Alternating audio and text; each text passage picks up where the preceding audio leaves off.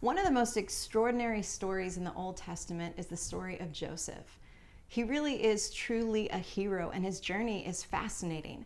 At 17 years old, God places dreams in his heart, and then, coldly and cruelly, he is sold by his own flesh and blood, his brothers, into slavery. He's stripped of his favor, he's stripped of his blessing, he's thrown into a pit by them, and then sold into slavery in a foreign land. And then after 13 years of not just enslavement and imprisonment, he actually has an opportunity to stand before Pharaoh. And Pharaoh is so impressed with him that he makes him second in command to the greatest nation on earth at the time. Talk about a rags to riches story. I mean, talk about a turnaround. We serve the God of the turnaround. Joseph's story is living proof of this. And yet in the midst of this radical blessing that Joseph is experiencing, he's about to face the ultimate test in a dramatic turn of events that really could only be based on the divine intervention in Joseph's life.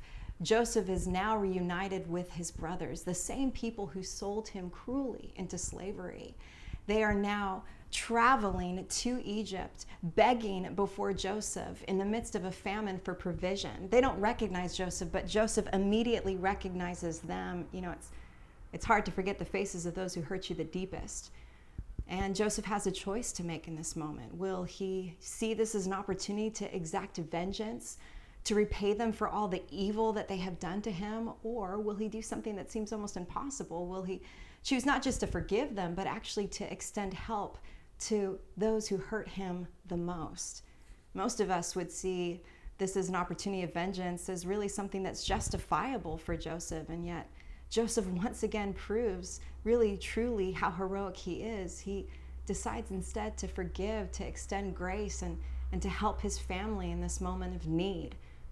You know, this past year for me of change and transition has been a lot of things. It's been exciting, it's been rewarding, it's been fulfilling, but it's also had moments that were really frustrating and disappointing and humbling.